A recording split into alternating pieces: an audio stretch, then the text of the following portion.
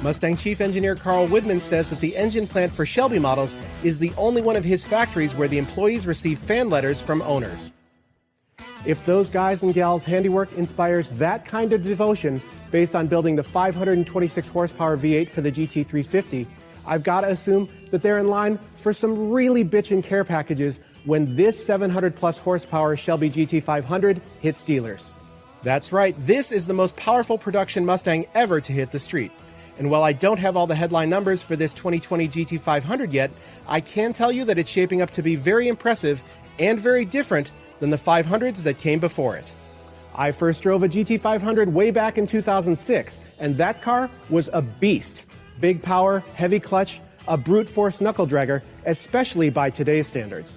With 500 horsepower at the crank, that car went straight in a hurry, but it was a nose-heavy pig when it came to corners. The GT500 generation since then, the car's handling has improved, but this new 2020 is shaping up to be a different beast altogether.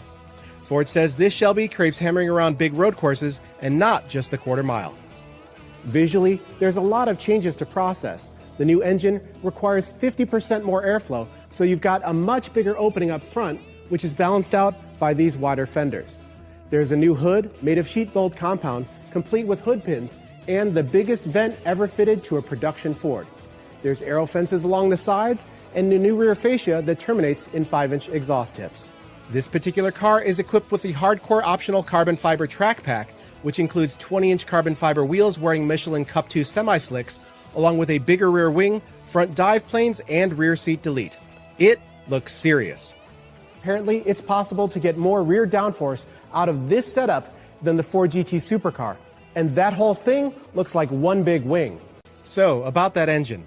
The new pride of Romeo, Michigan is the 5.2-liter out of the GT350, but not as you know it. The flat plane crank is gone, and there's a honking 2.65-liter Eaton supercharger nestled right down in the V, running at 12 psi. That much boost forced engineers to go back to the drawing board. The result includes additional cross-drailing for better cooling, new longer head bolts to keep the whole thing from grenading under the pressure, plus different head gaskets, valves, seals, seats, and springs. The cooling system has been overhauled too. Like many other Mustangs, the new 500 features magnetic ride control, and the brakes are massive with 16.5-inch front discs that Ford says are the largest of any domestic production coupe. The Brembos run 6-piston fixed calipers up front and 4-piston units out back. Interestingly, no carbon ceramics. The GT500's biggest philosophical change? It comes with a new 7-speed dual clutch. That's right, you can't get a manual. With 100 milliseconds road course.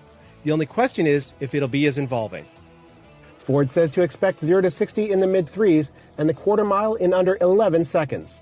All in, this new GT500 is apparently a chunk quicker around tracks than the already very impressive GT350R, and it's said to be more refined and friendly as well. Now that would be a real character change for a GT500. Not a whole lot has been done to the interior. There's available Recaros and unique magnesium shifters, but overall, it's pretty buttoned up. There is one big change, however. The traditional gear shift lever has been replaced with a rotary dial, and I'm not sure I'm convinced. If I can't have this, then I at least want this. Ford, if you're going to make me do this, I want it to feel substantial and mechanical, cold to the touch, like the crank wheel on a bank vault or maybe a decent faucet. This feels a little plasticky, dainty, and like it came out of a Fusion, because it did. The handbrake is also gone, so if you've got Ken Block fantasies, you're going to need to stick with a GT350. Overall, the 2020 Shelby GT500 looks like an absolute monster. I can't wait to see the numbers trickle in, including the price, as we get closer to this car's on-sale date later this fall.